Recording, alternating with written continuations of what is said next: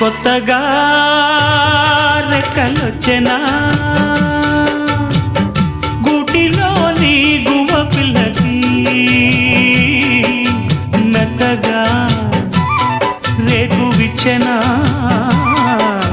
మెత్తగా రేకు విచ్చెనా